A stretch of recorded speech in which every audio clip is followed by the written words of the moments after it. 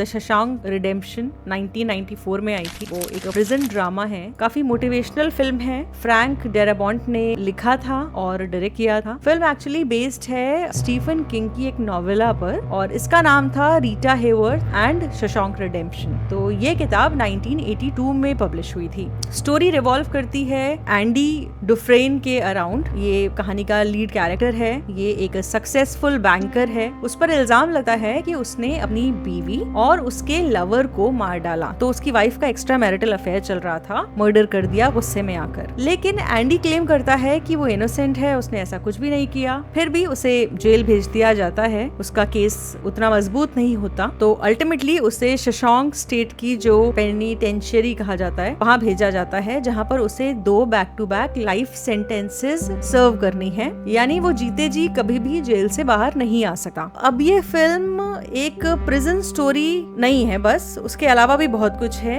ये एक जर्नी है, होप, फ्रेंडशिप, पेशेंस, आजादी, इन सबको मिलाकर ये कहानी बनाई गई है। जेल में एंडी की मुलाकात होती है एक किरदार से जिसको रेड कहा जाता है। इसका रोल निभाया है मॉर्गन फ्रीमैन ने। रेड वहाँ का बेसिकली एक मंझा हुआ कैदी है जो इतने साल से जेल में रह रहा है कि अब खुलेआम स्मगलिंग करने लगा है। यानी कि बाकी जो गार्ड्स वगैरह हैं उन्हें आइडिया होता है कि ये स्मगलिंग कर रहा है, लेकिन क्योंकि वो सबको उसका कट देता है तो थोड़ा ढके छुपे तरीके से उसे स्मगलिंग करने की परमिशन मिली हुई है। सो एंडी रेड से एक रॉक हैमर मंगवाता है और बेसिकली एक छोटा सा टूल है जिससे वो चेस पीसेस बनाना चाहता है। तो वो इन चेस पीसेस को बनाता है। रेड उसके लिए एक मूवी स्टार का पोस्टर लेकर आता है जो बेसिकली रीटा हेवर्थ का बड़ा सा पोस्टर है। बाद में इस पोस्टर की जगह वहाँ पर और भी कुछ पोस्टर्स लगते रहते हैं उसकी दीवार पर, जिसमें मर्लिन मुनरो होती है, कभी रकेल वेल्च होती है। तो ये पोस्टर्स स्टोरी में आगे जाकर एक बहुत बड़ा रोल प्ले करते हैं। बट अभी मैं आपको कोई स्पॉइलर नहीं देना चाहती। अगर आपने फिल्म नहीं देखी है तो मैं चाहती हूँ कि आप ये मूवी देखें। जेल में एंडी को लाइब्रेरी संभालने का काम दिया जाता है। यहाँ पे जो हेड ऑफ गार्ड्स हैं उसके बैंकिंग टैलेंट का इस्तेमाल करते हैं और उसे अपने फाइनेंशियल इश्यूज संभालने का काम सौंप देते हैं। वैसे इंटरेस्टिंग बात ये है कि ये फिल्म जब रिलीज हुई थी तब बॉक्स ऑफिस पर ये फ्लॉप हो गई थी। उसकी वजह थी बेसिकली उस वक्त साथ साथ कुछ और खतरनाक फिल्में रिलीज हो गई थी। कंपटीशन कुछ तगड़ा था। सेम टाइम पे पल्प फिक्शन आई थी और फॉरेस्ट गंप आई थी। तो उन 2 बड़ी फिल्मों के आगे शशांक रिडेम्पशन जो है वो पीछे रह गई थी। ऊपर से फिल्म का जो टाइटल है द शशांक रिडेम्पशन, ये भी लोगों को कंफ्यूजिंग लगा, तो उन्होंने चूज नहीं किया इस फिल्म को देखना। बट धीरे धीरे ये फिल्म जो है वो कल्ट क्लासिक में बदल गई और वर्ड ऑफ माउथ ऐसा था कि फिल्म को दोबारा से रिलीज किया गया थिएटर्स में और ग्लोबली भी। एंड अल्टीमेटली इसने जो पहली बार में जो कमाई नहीं कर पाई थी फिल्म, वो दूसरी बार में की। साथ ही ये मूवी 7 ऑस्कर्स के लिए नॉमिनेट हुई थी। हालांकि मूवी को एक भी ऑस्कर मिला तो नहीं था, लेकिन मुझे लगता है कि जिन भी लोगों ने इस फिल्म को देखा है उन्होंने अपने ही दिल में इस फिल्म को एक ना एक अवार्ड जरूर दे दिया है। तो आज के टाइम में शशांक रिडेम्पशन को वर्ल्ड की बेस्ट फिल्म्स में काउंट किया जाता है और अगर आपने एक बार ये मूवी देख ली तो आप भूल नहीं पाएंगे। सो अगर आप कुछ सीरियस स्टफ देखने में इंटरेस्टेड हैं तो शशांक रिडेम्पशन देखिए।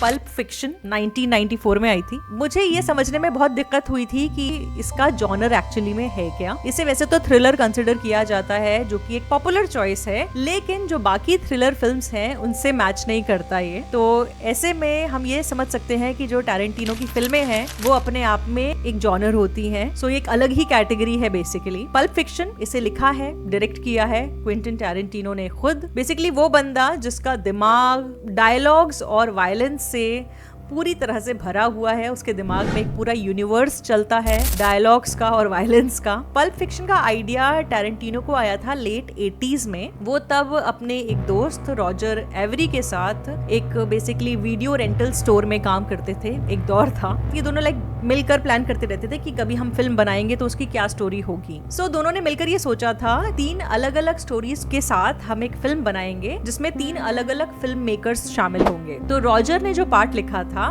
उसका नाम था पेंडेमोनियम रेन्स। वहीं टैरेंटिनो की जो कहानी थी उसे आगे चलकर रिजर्वायर डॉग्स में इस्तेमाल किया गया और ये टैरेंटिनो की पहली फिल्म थी। रॉजर एवरी की जो शॉर्ट स्टोरी थी उसे एक्सपैंड करके पल्प फिक्शन बनाई गई। मूवी बेसिकली लॉस एंजलिस के बैकड्रॉप में है। क्राइम, वायलेंस, इन सब से रिलेटेड 4 इंटरलिंक्ड स्टोरीज हैं। ये एक ऐसी फिल्म है जो सीधे सीधे नहीं चलती है बल्कि किसी पजल की तरह बिखरी हुई है और कहानी के सारे हिस्से जो है वो फिट होते हैं आखिर में आकर। इस फिल्म को ट्रू मल्टी स्टारर कह सकते हैं। इसमें जॉन ट्रेवोल्टा हैं, सैमुअल एल जैक्सन हैं, ब्रूस विल्स हैं, इसके अलावा उमा थॉर्मन, तो एक से एक बड़े नाम इस फिल्म में शामिल हैं। सबने स्क्रीन पर कह सकते हैं कि आग लगा दी थी जब ये फिल्म आई थी। फिल्म का नाम भी काफी इंटरेस्टिंग है। ये इंस्पायर्ड है उन पल्प मैगजीन से जो 20th सेंचुरी के मिड में सुपर पॉपुलर थी। तो ये मूवी स्टार्ट होती है बेसिकली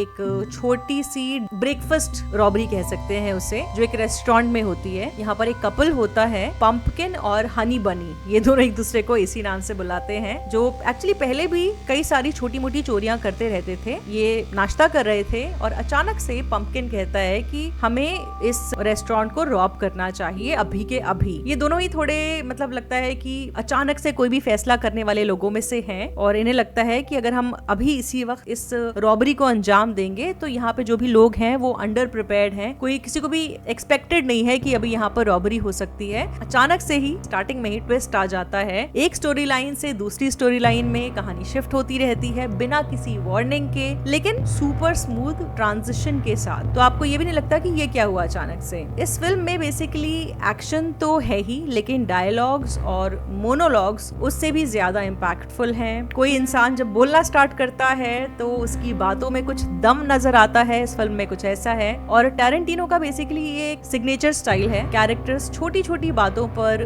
डीप कॉन्वर्सेशंस करते हैं। वो रैंडम बातें हो सकती हैं, टॉपिक कुछ भी हो सकता है, फास्ट फूड से लेकर फुट मसाजेस हो, लॉयल्टी, रिडेम्पशन या फिर बाइबल के रेफरेंसेस हो। चाहे ये बात हो रही हो कि फ्रेंच फ्राइज के साथ लोग मेयो कैसे खा सकते हैं, सिर्फ केचप खाना चाहिए। तो सब कुछ इतना कैजुअली लिखा गया है कि आप हंसने और सोचने दोनों का काम एक साथ करेंगे और कंफ्यूज भी रहेंगे कि ये बात फनी तो थी लेकिन डेप्थ भी थी इस बात में। इस फिल्म का एक काफी पॉपुलर सीन है जो सैमुअल जैक्सन जो है वो एक एज़ेकियल 25:17 की एक स्पीच देते हैं। उसमें काफी रिलीजियस टेक्स्ट होता है, गूज़बम्प्स दे देती है। जब पहली बार मैंने सीन देखा था तो मैं भी बिल्कुल सकते में आ गई थी, हैरान हो गई थी कि ये क्या हुआ। और आप एक से ज्यादा बार इस सीन को देख सकते हैं इस पूरी फिल्म के साथ ही, बल्कि ऐसा है 7 ऑस्कर नॉमिनेशंस मिले थे इंक्लूडिंग बेस्ट पिक्चर और जीता था इसने अवार्ड ऑस्कर का बेस्ट ओरिजिनल स्क्रीन प्ले की कैटेगरी में। तो अगर आपको चाहिए एपिक डायलॉग्स,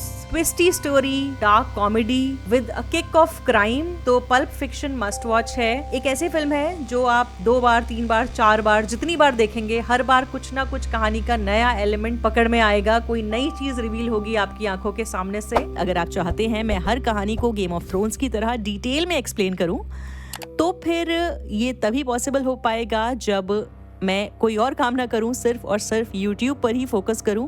और उसके लिए मुझे आपके फुल सपोर्ट की ज़रूरत पड़ेगी।